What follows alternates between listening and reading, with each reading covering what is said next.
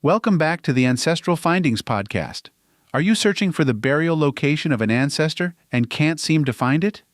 Here are 3 tried and true techniques for tracking it down.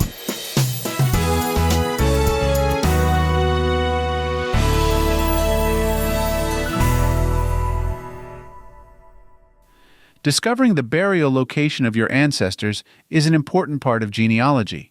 Knowing where the burial location is and visiting it, if possible, gives you a deeper insight into your family and past generations, gives you a place to go to honor your ancestor, and puts you as close to them physically as you will ever be. Often the burial location is obvious, even if it's not marked. There will be spaces between the headstones of other ancestors, often with indentations in the ground where the coffin underneath has collapsed over the years.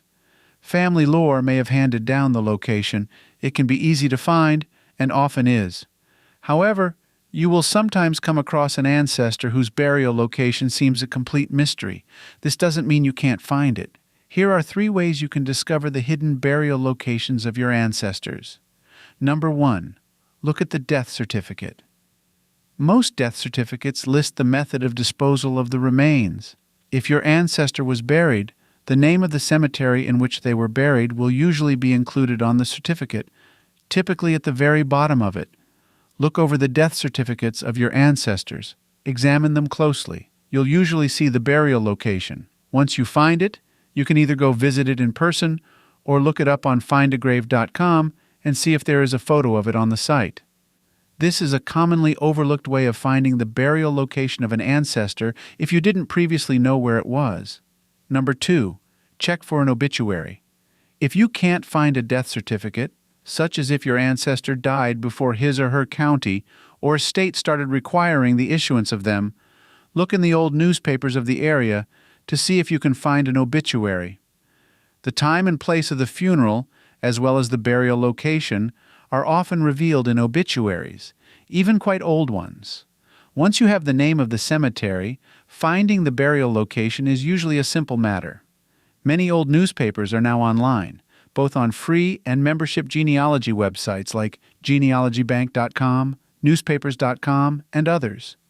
You can search for obituaries on those websites.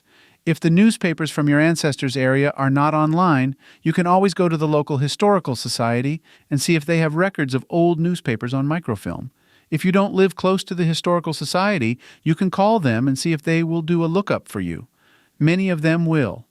You can also try contacting the newspaper itself to ask where it keeps old issues and how you can search them. Number 3, call the county clerk, city clerk, or church that manages the cemeteries where your ancestor is most likely to be. It is often easy to make a good guess as to where your ancestor's burial location may be. They are typically in one of the cemeteries closest to where they lived, or on the property of the church they belong to. Of course, there are exceptions, such as people who were buried on family farms or in faraway locations when they died while traveling, or if they wanted to be buried near relatives who didn't live nearby. But a cemetery close by is generally your best bet as far as guesses go. Cemeteries that are still managed by a city, county, or church usually have records as to who is buried in them and where. You can often get the exact burial location, whether it is marked or not, just by calling the entity that manages the cemetery. If you decide to go visit it, the management can give you directions to the location of the burial, or provide you with a map so you can find it on your own. If the cemetery is a really old one and is no longer managed by any entity, you may still be able to get burial records for it by going to the local archives or historical society. Those mystery burial locations don't have to remain mysteries. Just use one or all of the above techniques and you may just find that missing ancestor yet.